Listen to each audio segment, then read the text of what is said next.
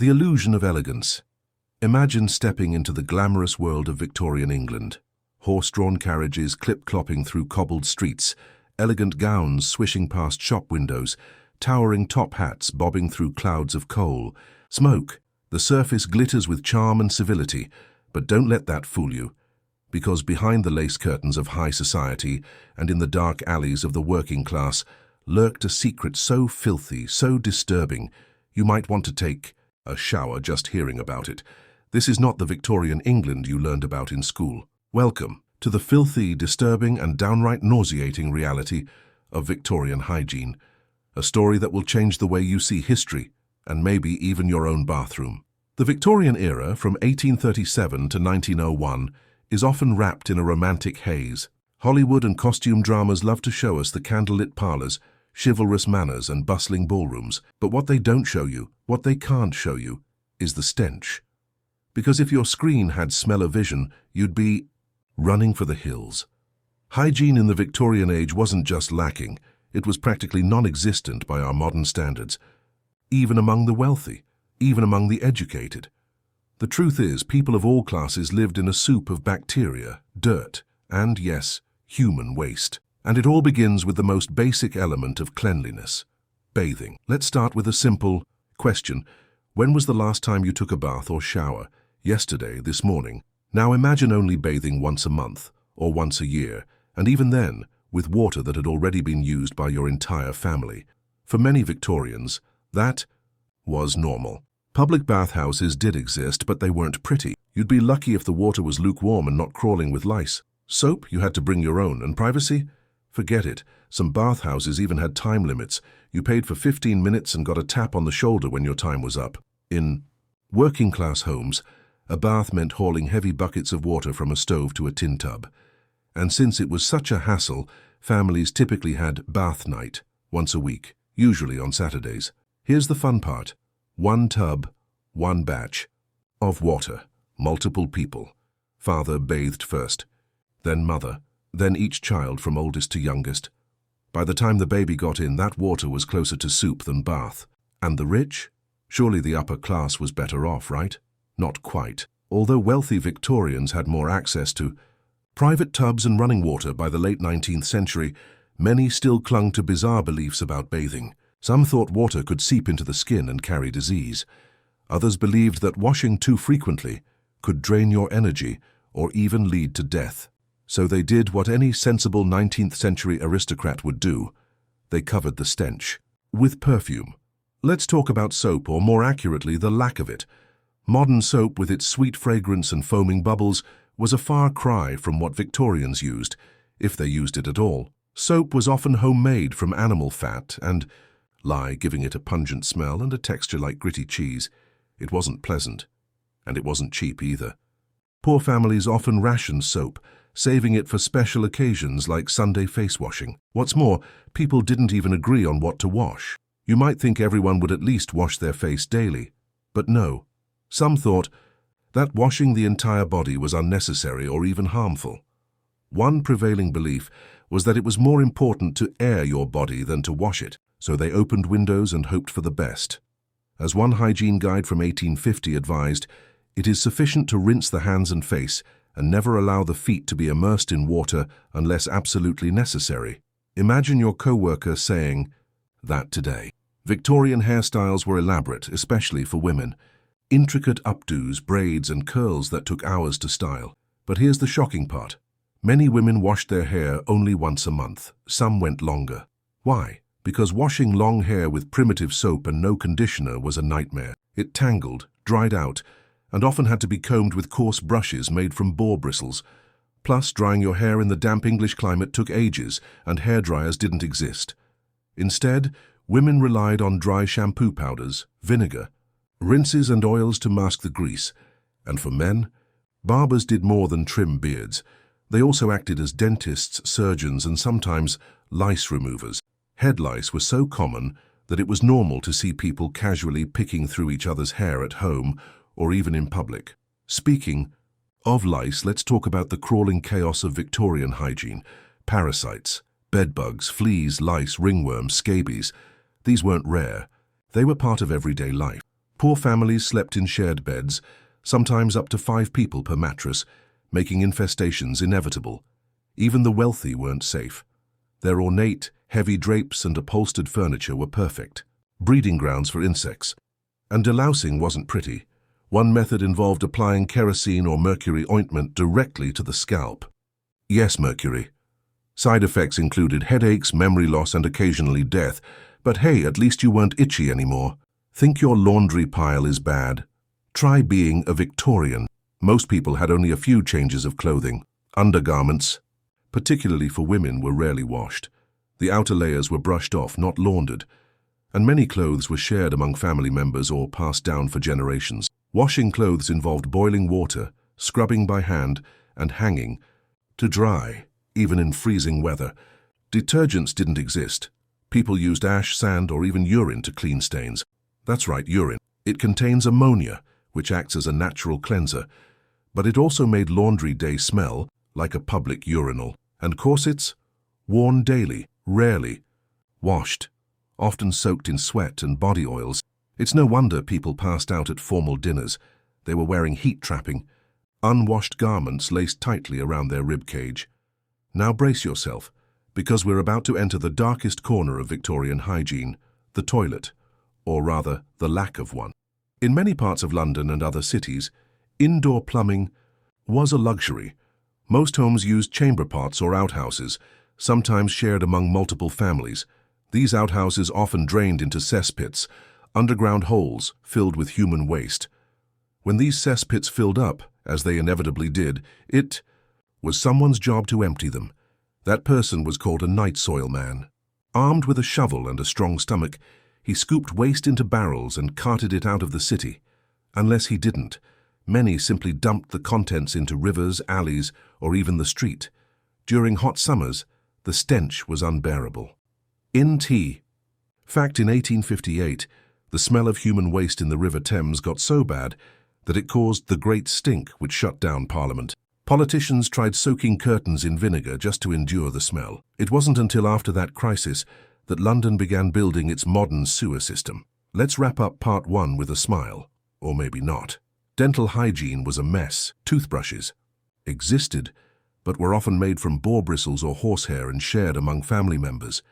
Toothpaste was a homebrew of chalk, crushed shells, or baking soda, sometimes even charcoal or brick dust. And going to the dentist? Let's just say anesthesia was rare, and extraction was the go-to solution for any dental issue. You didn't get a root canal, you got pliers. False teeth were sometimes made from wood, ivory, or even the teeth of dead soldiers. Yes, you heard that right. Grave robbers and battlefield scavengers collected teeth to sell to dentists. Let that sink in next time you complain about your dental copay. And we're just scratching the surface. We've looked at the dirty truth behind Victorian bathing, hair care, clothing, parasites, and toilets, but we haven't even touched on women's hygiene, childbirth, hospitals, or how city life turned public health into a nightmare. In part 2, we'll dive deeper into the darker, grimmer corners of Victorian cleanliness, where shame, secrecy, and suffering collided in the name of propriety. Trust me, it gets worse, much worse. So if you think this was bad, buckle up, because the dirtiest secrets are still to come. So you thought dirty bathwater and lice-infested wigs were bad? Oh, my friend, we've only scratched the oily, unwashed surface.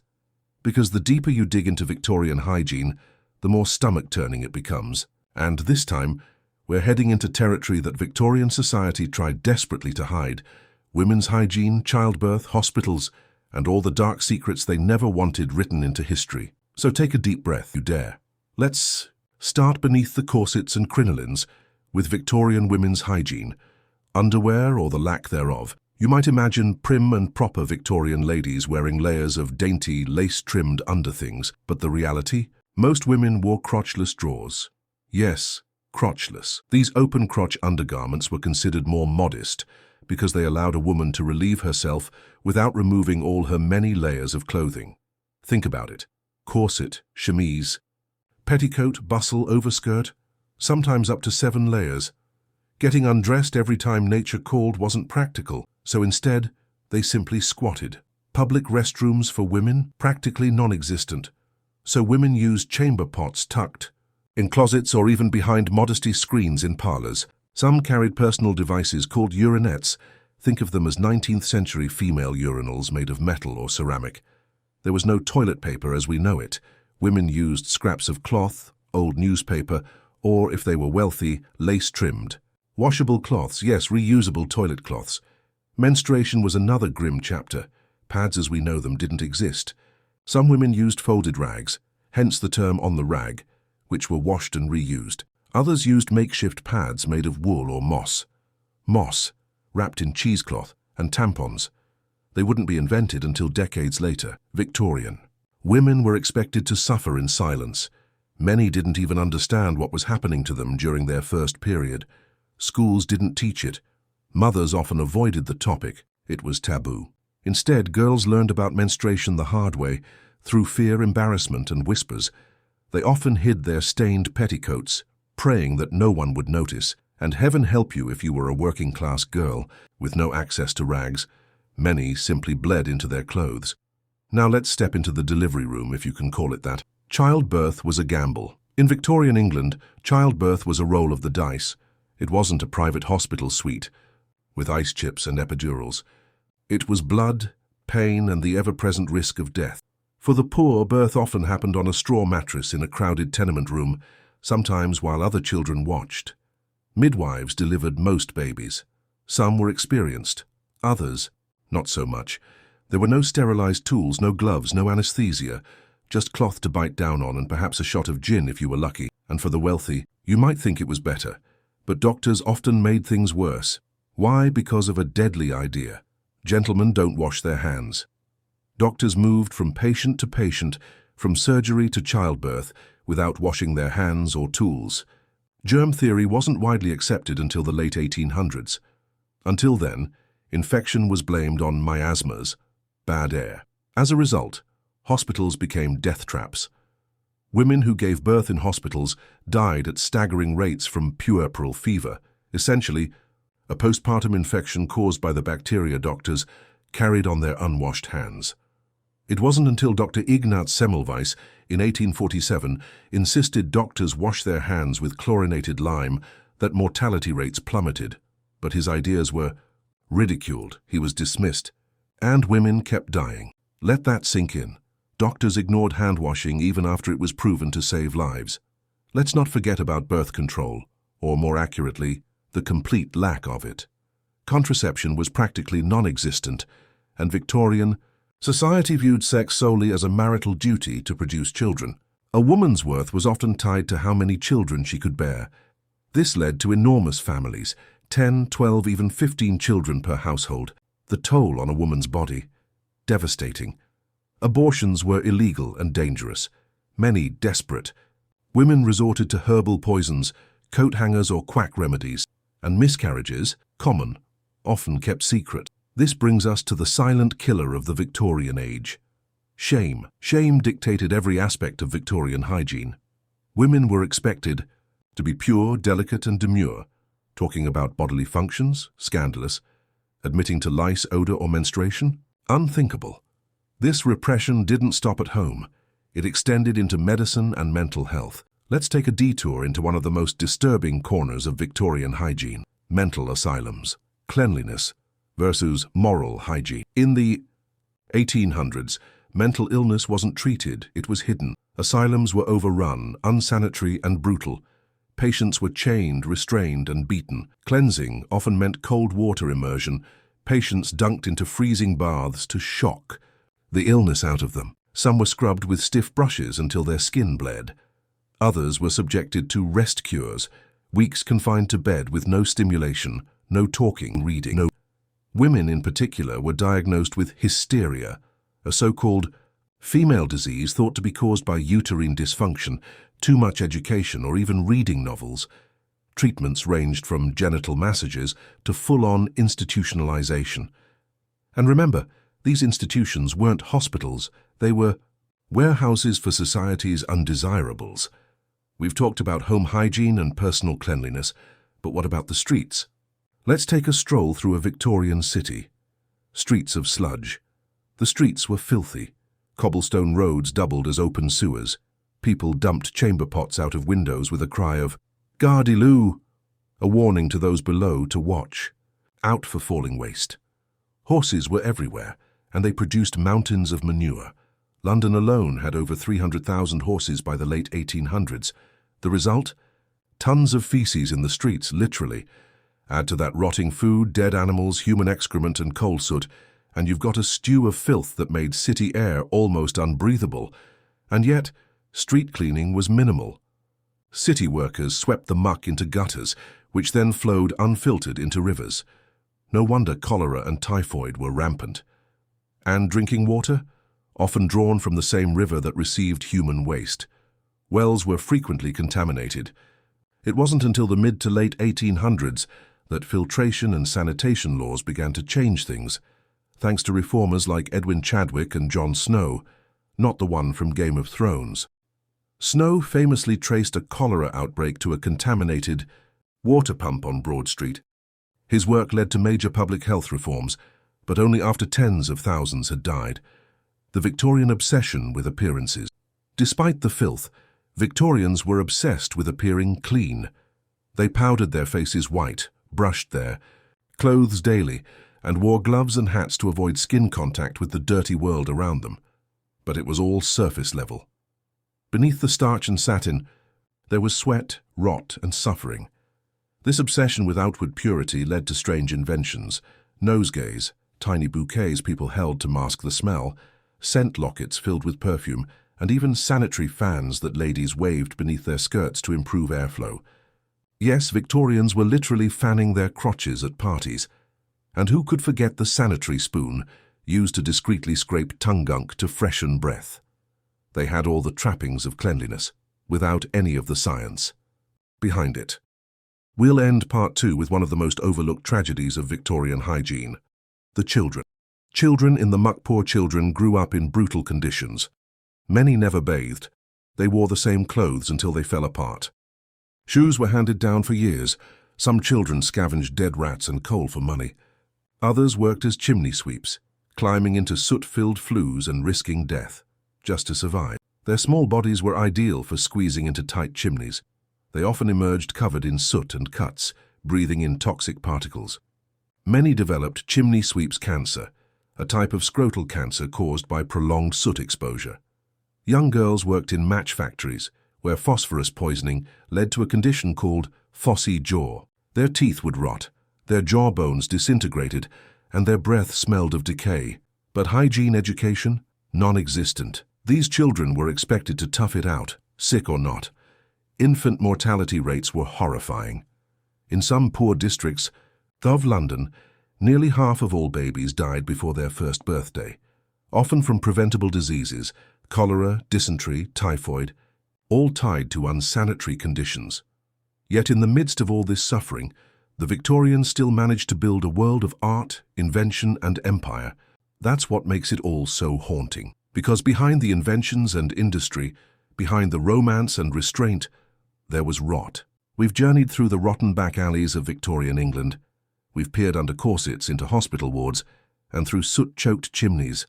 But we're not done just yet, because some of the most horrifying secrets of Victorian hygiene weren't found in chamber pots or slums. They were found on dressing tables, in beauty routines, and sewn into the very clothes people wore. This final chapter is about vanity and how far Victorians were willing to go for appearances, even if it killed them. Beauty was dangerous business. Let's start with cosmetics. Victorian. Women, especially in the upper classes, were expected to look natural, which ironically meant using dangerous products to appear as if they weren't wearing any.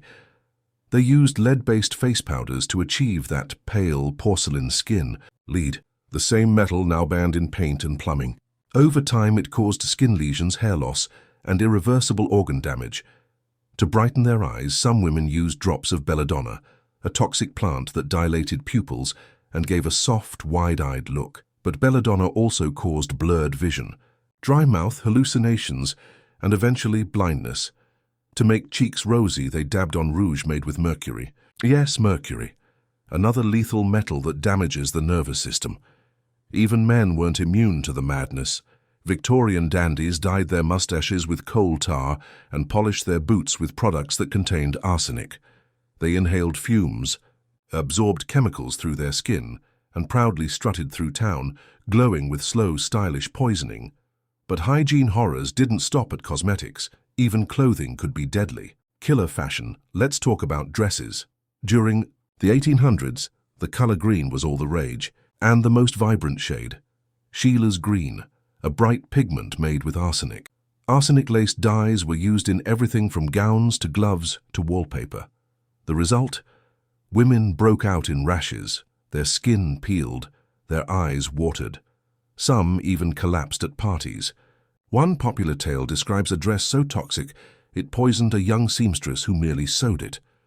And don't get us started on corsets. Corsets were more than uncomfortable. They were deforming. From a young age, girls were cinched tighter and tighter, aiming for the ideal wasp waist. This reshaped ribs, displaced organs, and weakened muscles. Some women even fainted from lack of oxygen, which ironically added to the illusion of delicacy and femininity.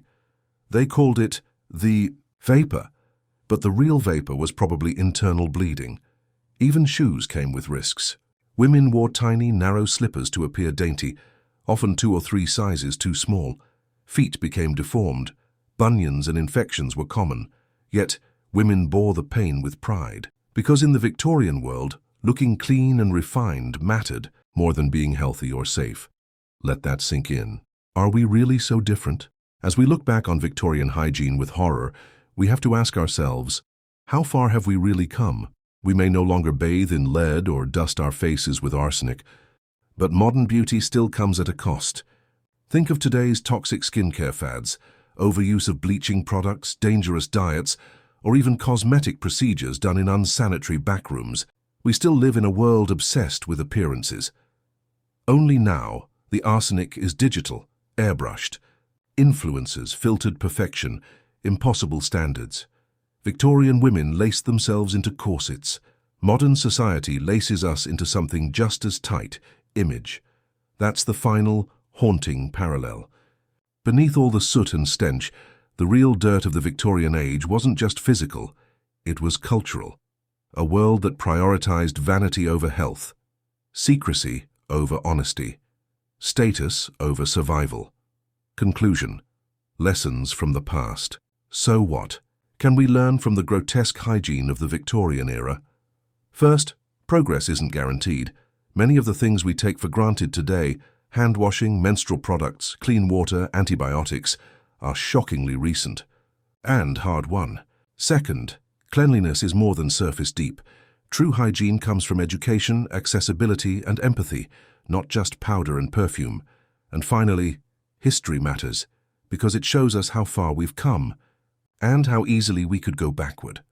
The next time you step into your hot shower, flush your toilet, or buy deodorant at the corner store, remember the people who lived in a world without those things. Remember the mothers who died in childbirth because no one believed in germs, the children scraping soot from chimney flues, the women who stained their skin for beauty and never knew why they felt sick, and maybe be grateful for soap.